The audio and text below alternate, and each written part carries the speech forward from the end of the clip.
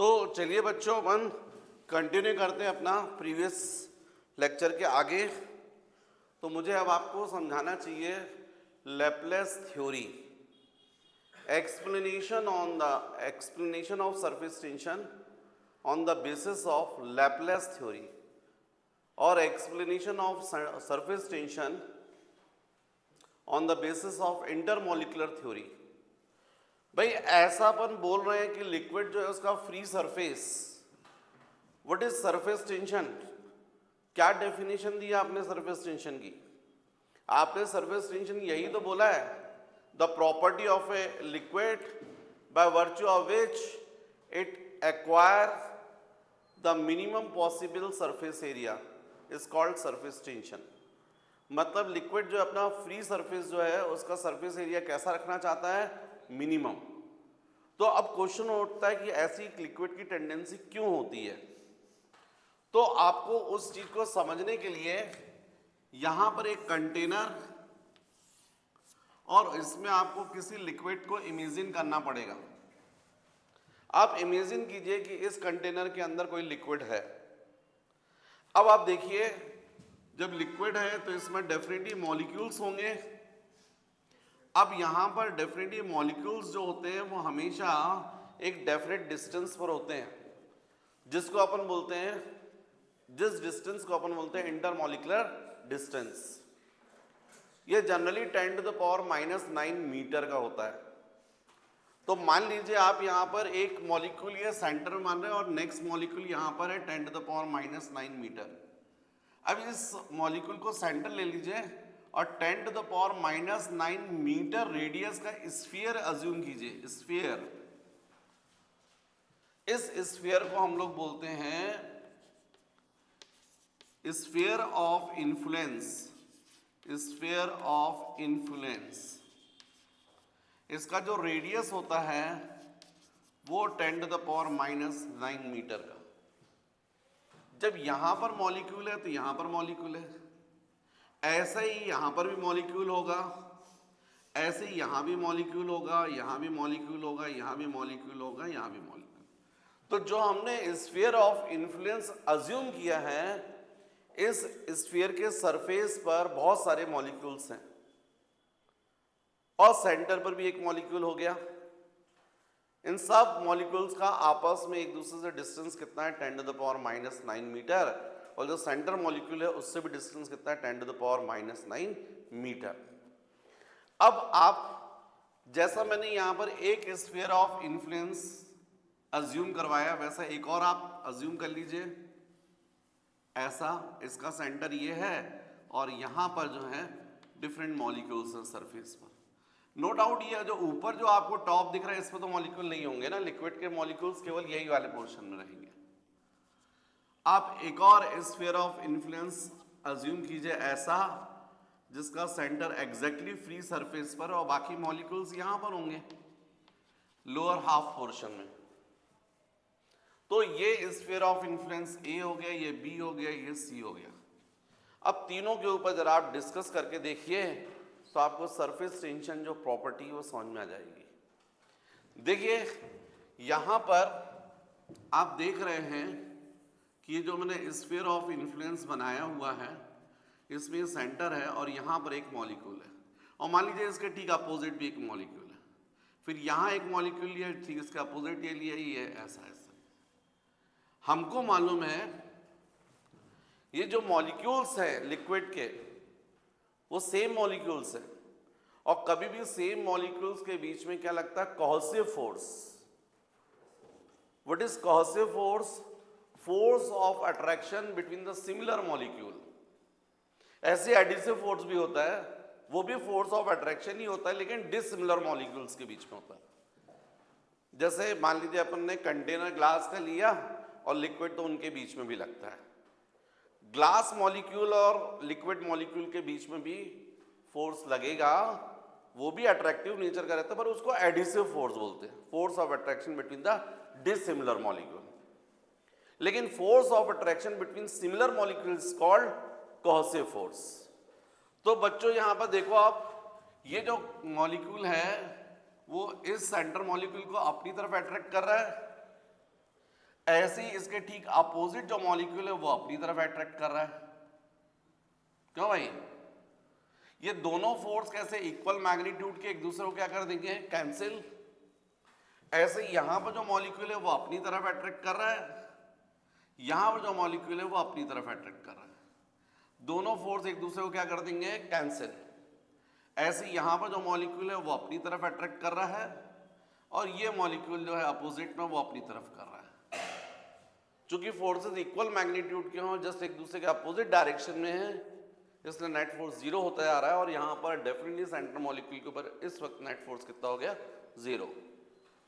लेकिन इस sphere of influence B पर देखो, ध्यान दो बच्चों, तो आपको दिख रहा है ये जो लोअर पोर्शन दिख रहा है इसमें मॉलिक्यूल्स है और अपर पोर्शन तो केवल ऐसे ही बना है, हवा में, लिक्विड के अंदर ये है मॉलिक्यूल्स।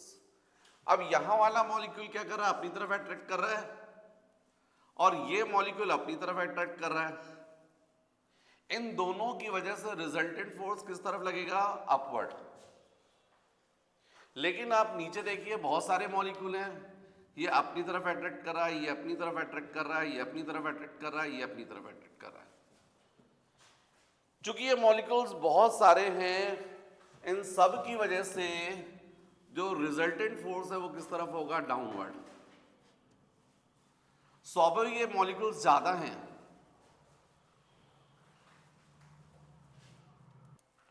भाई ऊपर देखो आप, जो स्फीयर है इसमें केवल दो ही मॉलिक्यूल दिख रहे हैं और इनके कारण जो रिजल्टेंट फोर्स है वो अपवर्ड है। और जो लोअर हाफ पोर्शन देखिए उसमें ज्यादा मॉलिक्यूल्स हैं, इन सब की वजह से रिजल्टेंट फोर्स डाउनवर्ड है। मान लीजिए अपवर्ड फोर्स जो है वो 2 न्यूटन है और इन लोअर मॉलिक्यूल्स की वजह से नेट फोर्स 10 न्यूटन है। आपको क्लियर है, ज्यादा मॉलिक्यूल्स तो रिजल्टेंट फोर्स ज्यादा होगा 10। जो लोअर मॉलिक्यूल्स उनके कारण रिजल्टेंट फोर्स ज्यादा होगा। तो अब ये जो 10 है वो डाउनवर्ड है, 2 अपवर्ड है, तो नेट फोर्स कितना लगेगा मॉलिक्यूल्स पर, 8। क्योंकि ये दोनों फोर्स इक्वल जस्ट एक दूसरे के अपोजिट है और इसका मैग्नीट्यूड ज्यादा है। ये बॉडी है, इस पर 10 न्यूटन आप फोर्स लगाओगे डाउनवर्ड और 2 न्यूटन अपवर्ड, तो बॉडी पर नेट फोर्स कितना लगेगा, 8 न्यूटन। किस तरफ, 10 की तरफ। मतलब यहां पर सेंटर मॉलिक्यूल पर जो नेट फोर्स लगेगा 10 और 2 का, वो किस तरफ रहेगा, डाउनवर्ड। ये डाउनवर्ड डायरेक्शन में फोर्स फील कर रहा है। अब जरा इसके ऊपर देखो आप, जो बिल्कुल फ्री सरफेस पर है, तो उसको ये राइट साइड का मॉलिक्यूल अपनी तरफ खींच रहा है और लेफ्ट साइड का मॉलिक्यूल अपनी तरफ खींच रहा है। दोनों फोर्स क्या हो गए, कैंसिल, क्योंकि इक्वल मैग्नीट्यूड के जस्ट एक दूसरे के अपोजिट है। लेकिन बाकी यदि आप मॉलिक्यूल देखो जो लोअर पोर्शन में है, ये सब अपनी अपनी तरफ इसके ऊपर क्या लगा रहे हैं, फोर्स। और इन सब की वजह से नेट फोर्स किस तरफ लगेगा, डाउनवर्ड। अब ऊपर की तरफ तो कोई फोर्स है ही नहीं, तो इस सेंटर मॉलिक्यूल के ऊपर जो नेट फोर्स लगेगा वो केवल किस तरफ लगेगा, डाउनवर्ड। मतलब सबसे ज्यादा फोर्स लिक्विड में कौन से मॉलिक्यूल बेयर करते हैं, जो फ्री सरफेस पर होते हैं। जो अंदर मॉलिक्यूल है उस पर नेट फोर्स 0 हो रहा है, लेकिन जो लगभग टॉप लेयर के क्लोज मॉलिक्यूल है उन पर नेट फोर्स किस तरफ लग रहा है, डाउनवर्ड। और जो टॉप मोस्ट लेयर पर है फ्री सरफेस पर, उन पर तो नेट फोर्स ही किस तरफ लग रहा है, डाउनवर्ड। मतलब ये तो ऐसी कहानी हो गई कि आपका कोई दोस्त जो है वो खड़ा है क्लास के बाहर दरवाजे पर और बाहर जाना चाहता है, और आप बहुत सारे दोस्त पकड़कर उसको अंदर खींच रहे हो, लेकिन वो खड़ा है, आप लोग खींच नहीं पा रहे हो उसको। 4 लोग 5 लोग सब लोग ताकत लगा रहे हो और अंदर खींच नहीं पा रहे हो, वो दरवाजे पे ही है। तो ऐसा तो तभी पॉसिबल होगा जब उसके पास बहुत ज्यादा ताकत होगी, एनर्जी ज्यादा होना चाहिए। इसका मतलब यदि एनर्जी कम होगी तो 4-5 लोग मिलकर वो खींच ले जाएंगे अंदर, पर यदि उसके पास एनर्जी ज्यादा है तभी तो 4-5 लोगों को बैलेंस कर रहा है। जरा आप सोचे, यहां पर भी ऐसे ही हो रहा है, ये सब मॉलिक्यूल्स मिलकर उसको किस तरफ लाना चाहते हैं, डाउनवर्ड। लेकिन वो कहां बना हुआ है? फ्री सरफेस पर। ऐसा तभी पॉसिबल होगा जब उसके पास एनर्जी कैसी है? मैक्सिमम। मतलब हमेशा जब आप कंटेनर में लिक्विड लेते हैं तो मैक्सिमम एनर्जी किन मॉलिक्यूल्स के पास होती है? जो फ्री सरफेस पर होते हैं। कभी भी किसी कंटेनर में यदि आपने लिक्विड लिया और उसके अंदर मॉलिक्यूल्स हैं और मेरा क्वेश्चन है कि बताइए इन मॉलिक्यूल्स में सबसे ज्यादा एनर्जी किन मॉलिक्यूल्स के पास होगी? तो आपका आंसर होगा जो फ्री सरफेस पर है, राइट? उनके पास एनर्जी मैक्सिमम होगी। पर बच्चों, ये एक टेंडेंसी है, नेचर है हर सब्सटेंस का, हर बॉडी का। कोई भी बॉडी बैलेंस पोजीशन में तब होती है, इक्विलिब्रियम पोजीशन में तब होती है जब उसके पास में एनर्जी कैसी हो? मिनिमम। आप किसी स्टोन को जब थ्रो करते हैं अपवर्ड डायरेक्शन में तो कहां जाता है वो? हाइट पर। जैसे जैसे हाइट, क्योंकि आपने वर्क किया है तो आपने अपनी एनर्जी किसको दे दी? स्टोन को, जिसके कारण वो ऊपर जा रहा है। लेकिन धीरे धीरे धीरे जाकर वो रुकता है ऊपर। जब वो अपनी मैक्सिमम जिस हाइट पर है, मैक्सिमम हाइट पर है, उस वक्त उसके पास एनर्जी कैसी हो गई है? मिनिमम, मैक्सिमम, जिसको आप पोटेंशियल एनर्जी बोल रहे हो, मैक्सिमम हो गई है। वहां जाके वो रुकता है क्या? नहीं। किस तरफ आना चाहता है? डाउनवर्ड। यदि कोई ऑब्स्ट्रक्शन ना हो तो आता जाता है वो, और फिर कहां जाकर जब अर्थ पे गिर जाता है, रुक जाता है, तब वो जाकर फिर वहां बना रहता है। तो हर बॉडी, आप देख लीजिए, आप यदि एक थ्रेड से एक स्टोन को बांधकर राइट साइड ले जाकर छोड़िए, वो ऐसा ऐसा ऐसा ऑसिलेट करता रहेगा। उसकी एनर्जी जब हाइट पर तो ज़्यादा है, जब नीचे आ रहा है मीन पोजीशन में तो एनर्जी क्या हो रही है? कम हो रही है। वो ऑसिलेट करते करते फाइनली रुक जाता है। तो कोई भी बॉडी बैलेंस कंडीशन में तब होती है जब उसके पास में एनर्जी कैसी हो? मिनिमम। ये कंडीशन है, कंडीशन फॉर इक्विलिब्रियम। कोई भी बॉडी इक्विलिब्रियम पोजीशन में तब होती है जब उसके पास में एनर्जी कैसी हो? मिनिमम। अरे आप अपने से अंदाज लगा लो यार। दिन भर आप खेलते कूदते पढ़ते लिखते रहते हो, एनर्जी कंज्यूम हो जाती है, और रात को सोते समय आप ढीले पड़ जाते हो, एनर्जी क्या हो गई? मिनिमम, सो जाते हो। फिर रात भर में जब आप पूरा चार्ज हो गए, जब सवेरे उठे तो फिर उचकने लग गए। तो जब एनर्जी ज्यादा है तो वो कौन सी स्टेट कहलाती है? Excited state. और जैसे जैसे एनर्जी डिक्रीज होती जाएगी और जब एनर्जी मिनिमम हो जाएगी तो बॉडी कैसे हो जाती है? In equilibrium position. आप जब पूरे थक जाते हो तो कैसी पोजीशन में पहुंच जाते हो? इक्विलिब्रियम। कोई आपको हिलाएगा भी तो नहीं हिलने वाले आप, बैलेंस पोजीशन बन गई। नहीं भैया, हिम्मत ही नहीं है अब तो ऐसे ही यहां पर भी जो टॉप सरफेस पर मॉलिक्यूल्स हैं उनके पास एनर्जी ज्यादा है भाई, वो भी चाहते हैं कि उनके पास एनर्जी कैसी रहे? मिनिमम रहे, तब तो इक्विलिब्रियम पोजीशन रहेगी। लेकिन अंदर जाएं कहाँ? जगह ही नहीं है। अंदर तो बहुत ढेर सारे मॉलिक्यूल भरे पड़े हैं, जगह ही नहीं मिल रही है। अंदर वाले मॉलिक्यूल ऊपर आने तैयार नहीं है। नहीं भैया, हम तो आराम से, हमको मत खींचो आप, हम ऊपर नहीं आएंगे। ऊपर वाला मॉलिक्यूल बोल रहा भैया जगह दे, थोड़ी सी हट जा, मेरे पास भी एनर्जी थोड़ी कम हो जाए। नहीं हट रहे। तो कुल मिलाकर वो ऐसा कुछ होता है कि जो लिक्विड होता है उसका फ्री सरफेस कैसा हो जाता है? कर्व शेप ले लेता है, ताकि कम से कम मॉलिक्यूल्स कहां रहे? फ्री सरफेस पर। बाकी सब, क्योंकि आपको मालूम है यदि फ्री सरफेस यदि स्फेरिकल होता है तो उसका सरफेस एरिया क्या माना जाता है? मिनिमम। तो इसलिए वो कैसा शेप ले लेता है? कर्व शेप ले लेता है, ताकि मॉलिक्यूल्स कैसे रहे? मिनिमम। जितने अंदर आ सकते भाई अंदर ले लिए, बाकी नहीं आ पा रहे तो नहीं आ पा रहे भैया तुम जानो। बाकी जितनों का एडजस्टमेंट लिक्विड को करना था भाईचारे में उन्होंने कर लिया, कि भाई जगह थी, थोड़ा बहुत तुम लोग एडजस्ट कर लो, एरिया को क्या कर दिया, मिनिमम। इसलिए लिक्विड की टेंडेंसी रहती है कि उसका फ्री सरफेस एरिया कैसा रहे, मिनिमम। ज्यादा रहने से क्या होगा, ज्यादा मॉलिक्यूल सरफेस पर रहेंगे, ज्यादा मॉलिक्यूल्स होने से एनर्जी कैसी रहेगी, ज्यादा रहेगी। दूध गर्म करते हो, आपको पता है वो धीरे धीरे उफन कर कैसा उफनने लगता है ना, ऊपर की तरफ आता है।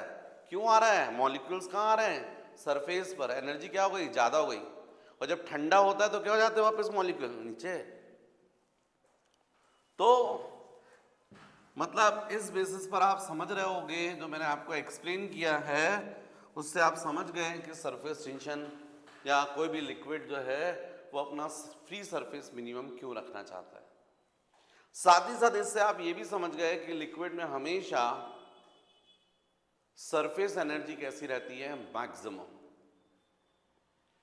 मॉलिक्यूल्स की ज्यादा एनर्जी कहां पर होती है, फ्री सरफेस पर। इसी को बच्चों हम लोग बोलते हैं सरफेस एनर्जी। क्या बोलते हैं, सरफेस एनर्जी। और इसलिए सरफेस एनर्जी को हम लोग डिफाइन भी करते हैं, the energy is stored in the liquid surface as its potential energy. The potential energy per unit area of the surface film is called surface energy. What is surface energy? Potential energy per unit area of the surface film is called surface energy.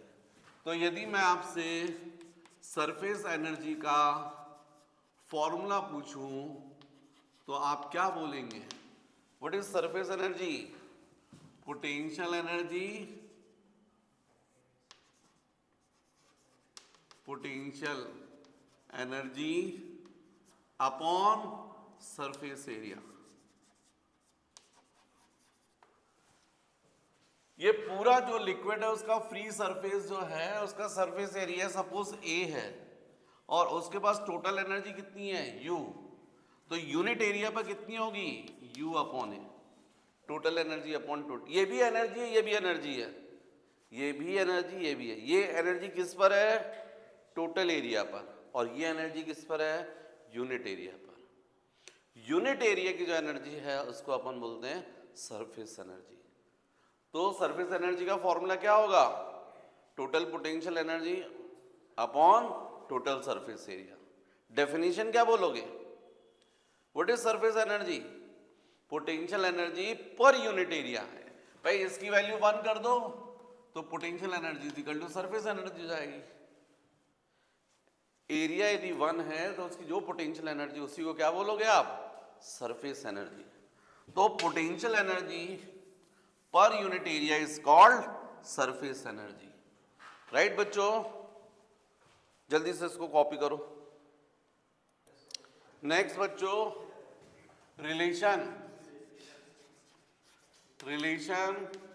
Between surface tension and surface energy. Suppose W से, energy को अपन W से बता रहे हैं। तो बच्चों इस तरीके से आप एक वायर जो है उसको 90 डिग्री से ऐसा और फिर एक बार और 90 डिग्री से टर्न करके ऐसा बना लीजिए। एक लॉन्ग वायर है, उसको यहां पर एक बार 90 डिग्री, फिर यहां से 90 डिग्री ऐसे टर्न कर लीजिए। अब इसी में एक और वायर लीजिए और उसको इस तरीके से, जितनी इसकी विड्थ दिख रही है ये, और यहां पर इस तरीके से ये ऐसा रिंग बना लीजिए, ताकि इसको अपन यहां पर ये दोनों वायर्स में पहना सके। इसको स्लाइडर बोलते हैं। तो ये स्लाइडर जब यहां पर आएगा तो ऐसा होगा, ये इन वायर पर क्या कर सकता है, स्लाइड कर सकता है। अब इसको लेकर आप सोप वाटर में इमर्स कर दीजिए और बाहर निकालिए। स्वाभाविक यहां पर क्या बन जाएगी, सोप फिल्म बन जाएगी। क्या बन जाएगी, सोप फिल्म। अब ये A और ये B, आप जब करेंगे तो आपको प्रैक्टिकली देखने मिलेगा, ये स्लाइडर जो है वापस ऐसा स्लाइड करने लगेगा। ये फिल्म अपना एरिया कैसा रखना चाहेगी, मिनिमम, इसलिए एवी स्लाइडर जो है ये इस साइड की तरफ मूव करेगा। कोई ज़रूरी नहीं है आप इसको ऐसा वर्टिकल रखें, आप हॉरिजेंटल रख लीजिए। ये सब कुछ बड़ा फाइन है। जो वायर है वो भी बहुत लाइट है, बहुत हल्का वायर लिया आपने, बहुत पतले पतले वायर के ऊपर पूरा ये इक्विपमेंट बनाया है आपने, सोप फिल्म बन गई। तो ये स्लाइडर जो है वो स्लाइड करके वापस बैक जाना चाहेगा ताकि इसका सरफेस एरिया क्या हो जाए, मिनिमम हो जाए। किस वजह से, सरफेस टेंशन की प्रॉपर्टी की वजह से। लेकिन आप नहीं होने दे रहे हैं, इधर से फोर्स लगा दे रहे हैं F। तो ये जो स्लाइडर ए बी की जगह पर कहां पहुंच गया, यहां आ गया ए डैश बी डैश पर। ये सोप फिल्म बड़ी हो गई, एरिया आपने बढ़ा दिया, आपने यहां से इसको ऐसा डिस्प्लेस कर दिया x। देखो बच्चों, आप जरा सोच के देखो, मैंने आपको बोला सोप फिल्म, आप समझ गए कि फिल्म है मतलब बहुत फाइन होगी। अब फाइन तो यदि अपन देखें तो कायदे के अनुसार ये पेज भी है। इस पेज को यदि आप यहां से देख रहे हो तो ये बहुत फाइन दिख रहा है, पतला है। लेकिन इसी को पावरफुल माइक्रोस्कोप से देखो आप, तो आपको यही पेज जो है इस तरीके से काफी थिक ऐसा दिखाई देगा, ये ऐसा दिखाई देगा। आप देखोगे तो ये मोटा दिखाई देगा। इसका मतलब ये हुआ कि इसमें यहां पर मॉलिक्यूल्स होंगे या मॉलिक्यूल्स ऐसी, फिर इसके नीचे भी लेयर होगी मॉलिक्यूल्स की, फिर इसके नीचे भी लेयर होगी मॉलिक्यूल्स की। क्यों भाई, ऐसे ही होगा ना भाई। रोटी बनाने के लिए जो आटा रहता है उसकी लोई बनती, लोई, और फिर उस लोई को बेला जाता है तो रोटी का शेप ले लेता है। तो जो लोई थी उसका सरफेस एरिया तो कम था क्योंकि सारे मॉलिक्यूल्स कहां थे, अंदर। लेकिन जब आपने बेला और वो जो बड़ा शेप हो गया, रोटी बन गई, तो सरफेस एरिया क्या हो गया, बढ़ गया। कैसे बढ़ा, जो लोई के अंदर मॉलिक्यूल्स थे वो पूरे सरफेस पर आ गए। यहां पर भी ऐसा ही हो रहा है।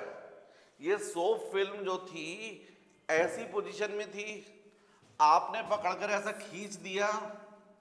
जब आप इसको खींचोगे तो ये अंदर के जो मॉलिक्यूल्स हैं वो कहां पर आ जाएंगे, सरफेस पर।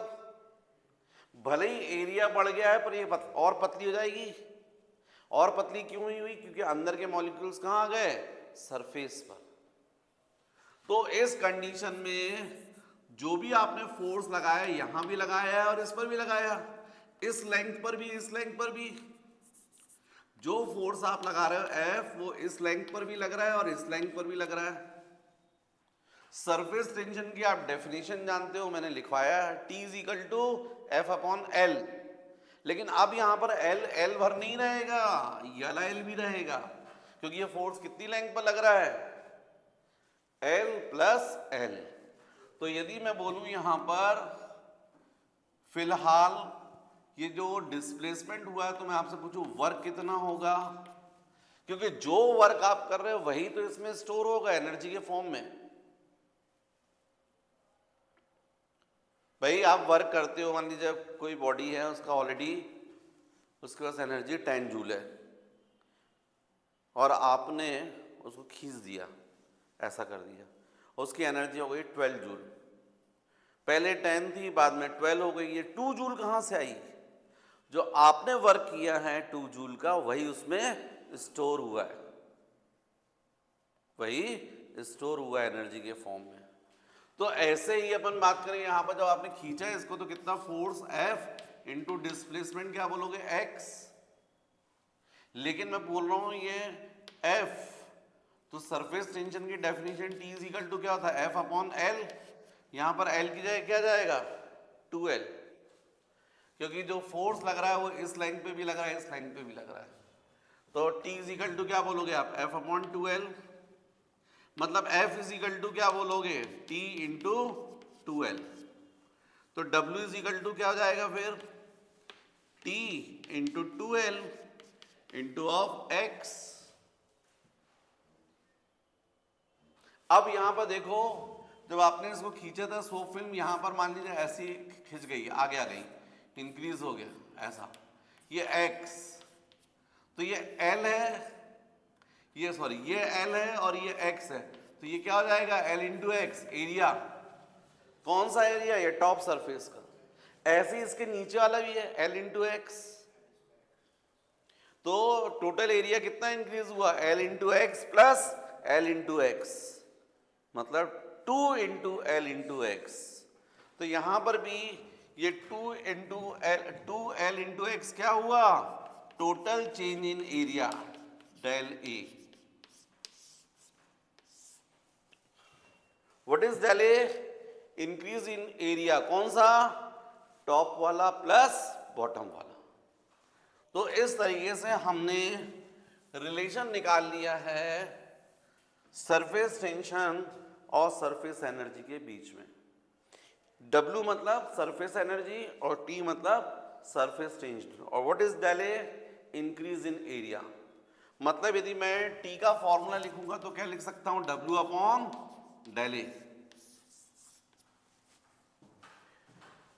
इसीलिए सरफेस टेंशन की जब आप लोगों ने यूनिट लिखी थी ना, तो सीजीएस सिस्टम में डाइन पर सेंटीमीटर लिखी थी, एसआई सिस्टम में न्यूटन पर मीटर। लेकिन सीजीएस सिस्टम में वो डाइन पर सेंटीमीटर तो होती है, अर्ग पर सेंटीमीटर स्क्वायर भी होती है, और एसआई सिस्टम में न्यूटन पर मीटर तो होती है, साथ ही साथ जूल पर मीटर स्क्वायर भी होती है, राइट।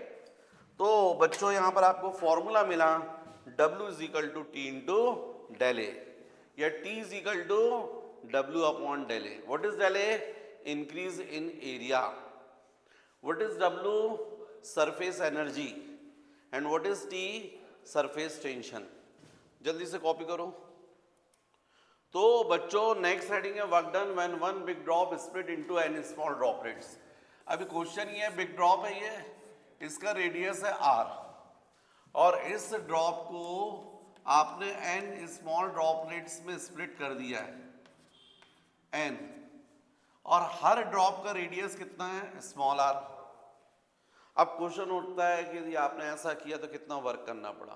तो बहुत simple, W is equal to आप बोलोगे T into of del A, मतलब W is equal to T into del A क्या बोलोगे, A2 minus A1। What is A1, initial surface area, and what is A2, final surface area. तो यदि मैं पूछूंगा initial surface area A1 कितना होगा, तो आपको मालूम है बिग ड्रॉप का सरफेस एरिया क्या बोलोगे, 4 पाई r स्क्वायर। और A2 मतलब फाइनल सरफेस एरिया, इनका कितना होगा, A2 कितना होगा, तो एक स्मॉल ड्रॉपलेट का सरफेस एरिया कितना होगा, 4 पाई स्मॉल r स्क्वायर। और ऐसी कितनी ड्रॉपलेट्स बन गई है, n, तो टोटल सरफेस एरिया कितना हो गया, n इंटू 4 पाई r स्क्वायर। मतलब अब आप यहां पर चाहें तो वैल्यू रख दीजिए, तो W इज इक्वल टू जाएगा T इंटू A2 की जगह क्या लिखेंगे, n into 4 pi small r square minus 4 पाई r स्क्वायर। यह जाएगा, ये वर्ग है। लेकिन इस वर्ग को आप नहीं निकाल पाओगे, क्योंकि बिग ड्रॉप का रेडियस तो आप मेजर कर सकते हो, लेकिन जो स्मॉल ड्रॉपलेट्स बनी हैं वो बहुत फाइन है, उनका रेडियस कैसे मेजर करोगे। तो हमको स्मॉल r को कन्वर्ट करना पड़ेगा कैपिटल R के फॉर्म में। तो आपको ये तो पता है volume of one big drop ये किसके इक्वल होगा, भाई यही बिग ड्रॉप तो स्प्लिट हुई है इसमें, तो इसका वॉल्यूम और इनका वॉल्यूम कैसा होगा, इक्वल। अब इसका टोटल वॉल्यूम कैसे निकालोगे, तो एक स्मॉल ड्रॉपलेट का वॉल्यूम क्या होगा, volume of one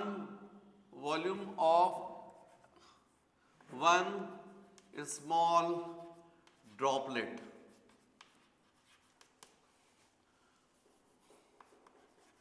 into n कर दोगे। बिग ड्रॉप का वॉल्यूम किसके इक्वल होगा? एक स्मॉल ड्रॉप का volume into N.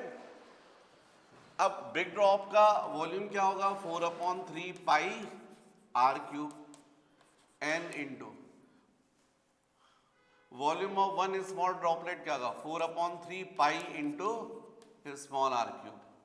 4/3 pi cancel, तो r cube upon n is equal to small r cube.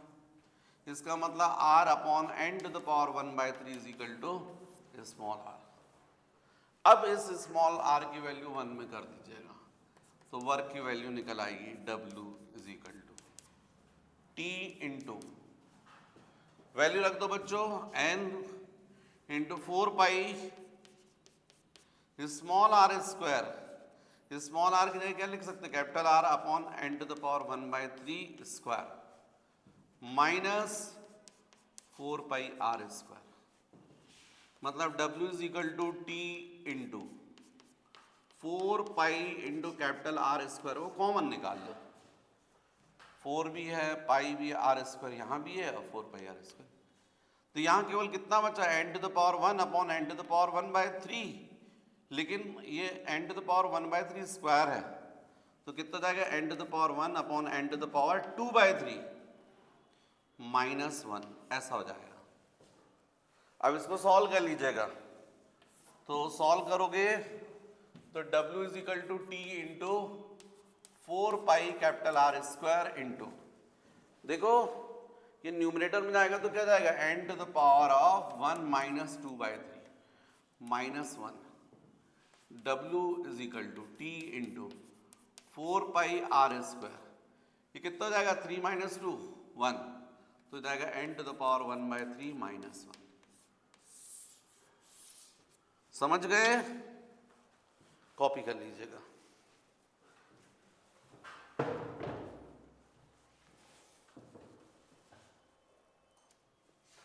तो नेक्स्ट बच्चों हम लोग को स्टडी करना चाहिए एक्सेस प्रेशर पर।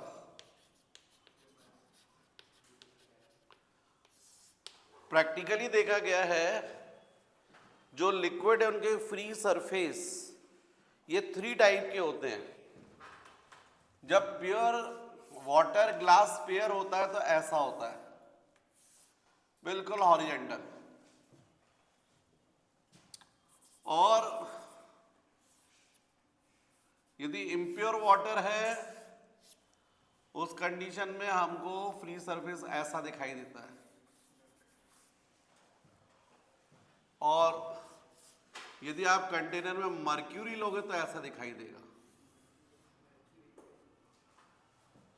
तो कुछ लिक्विड्स में फ्री सरफेस हॉरिजॉन्टल होता है, कुछ लिक्विड में फ्री सरफेस कॉन्केव होता है, और कुछ लिक्विड्स में फ्री सरफेस कॉन्वेक्स होता है। जिन लिक्विड्स में फ्री सरफेस हॉरिजॉन्टल होता है उसमें एक्सेस प्रेशर 0 होता है, मतलब external pressure is equal to होता है इंटरनल प्रेशर। लेकिन जिनका फ्री सरफेस ऐसा होगा कॉन्केव, उनमें हमेशा एक्सटर्नल प्रेशर इंटरनल प्रेशर से ज़्यादा होता है, P1 ग्रेटर होता है P2 से। यहाँ P1 is equal to P2। P1 में क्या बता रहा हूँ?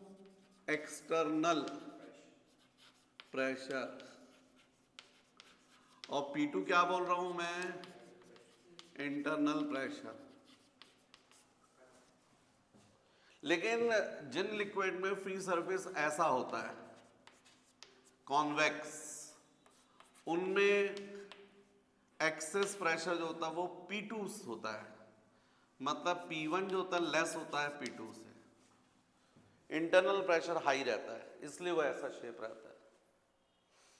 पर आप ये जरूर समझ जाइए, चाहे कॉन्केव फेस हो चाहे कॉन्वेक्स, हमेशा एक्सेस प्रेशर किस साइड से होता है? कॉन्केव साइड से। मान लीजिए 10 है, ये 7 है, तो एक्सेस प्रेशर कितना हुआ? 3। किस साइड? Concave side.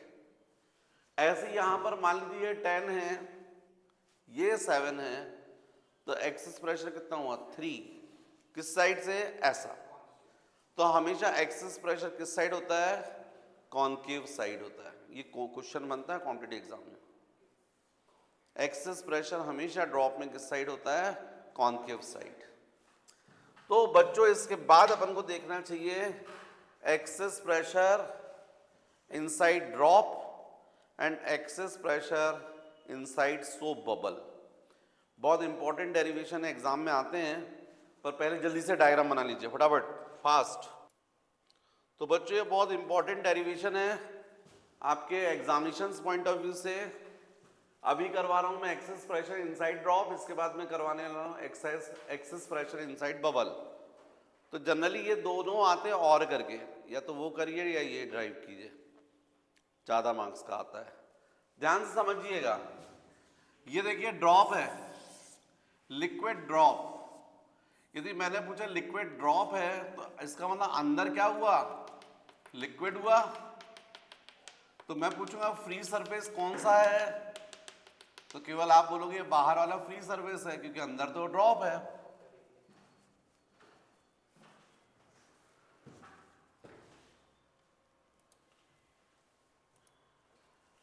देखो बच्चों, ड्रॉप बोलोगे तो ड्रॉप में तो पूरा अंदर क्या है, लिक्विड भरा है ना।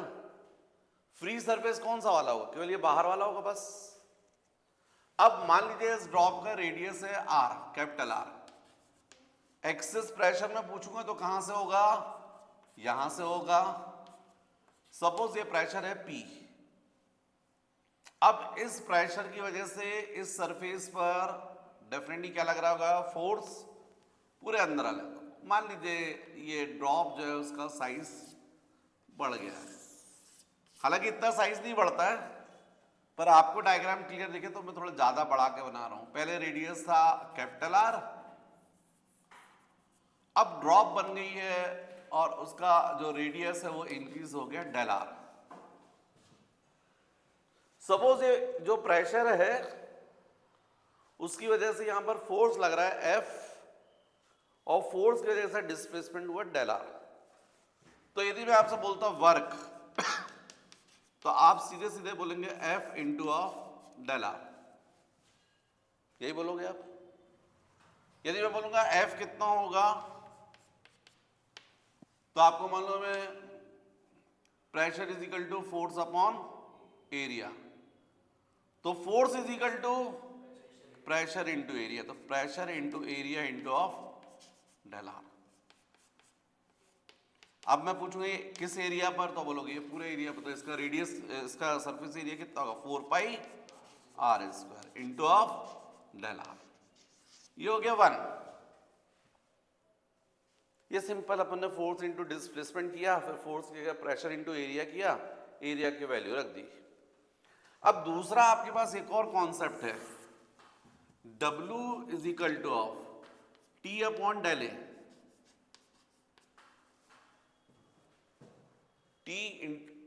W इज इक्वल टू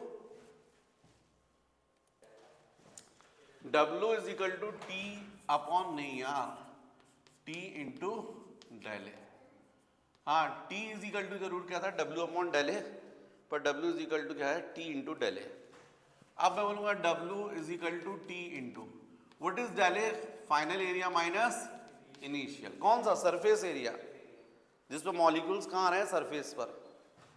तो ये जाएगा W is equal to T into final surface area कितना हुआ है इसका, ये मॉलिक्यूल जो सरफेस पर आए हैं। तो आप क्या बोलोगे, 4 pi r plus del r square minus 4 pi are square. भाई यही होगा ना, इनिशियल एरिया क्या होगा 4 पाई आर स्क्वायर, फाइनल क्या होगा, फाइनल रेडियस क्या हो गया, आर प्लस डेल आर हो गया। तो W is equal to T into, यहां बच्चों इसको अपन ऐसा लिख सकते हैं, 4 पाई आर स्क्वायर को कॉमन निकाल सकते हैं, तो यहां पर बचेगा 1 plus del R upon R square minus 4 pi are square. या फिर इसको ऐसा भी लिख सकते हैं, W is equal to T into 4 pi are square, पूरे को कॉमन निकालना।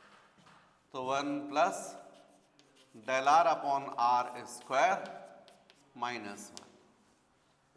एक्चुअल में बच्चों ये जो डेल आर है ना ये बहुत स्मॉल है, तो डेल आर अपॉन आर तो और ही स्मॉल होगा। ये जो चेंज इन रेडियस अपन बोल रहे हैं ना बहुत कम है, तो उसको आप रेडियस से और डिवाइड कर दोगे और कम हो जाएगा, मतलब बहुत स्मॉल क्वांटिटी है।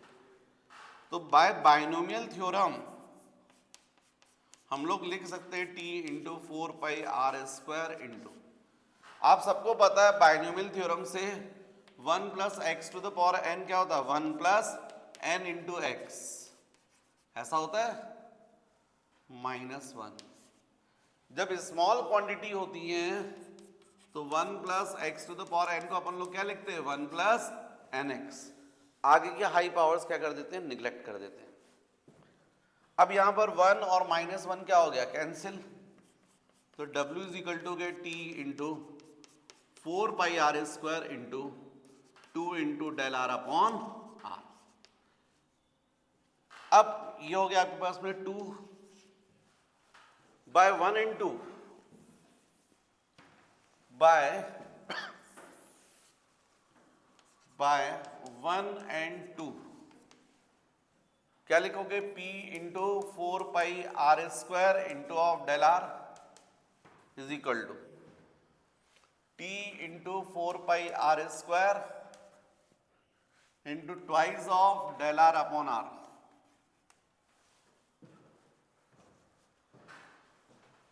भाई ये भी वर्क है वो भी वर्क है, इक्वेट कर दिया, ये पूरा 4 पाई आर स्क्वायर कैंसिल हो गया, ये डेल आर भी कैंसिल हो गया। तो एक्सेस प्रेशर P का फॉर्मूला मिला आपको 2 इंटू टी अपॉन आर। जितना रेडियस कम रहेगा एक्सेस प्रेशर उतना हाई रहेगा, इसलिए छोटी जब ड्रॉप जो रहती ना ब्लास्ट होती है पुट पुट पुट आवाज आती है एक्सेस प्रेशर की वजह से। नेक्स्ट बच्चों, जैसे अभी अपन ने डेरिवेशन किया था मैंने हेडिंग बदल दी है, अब लिखा है excess pressure inside soap bubble.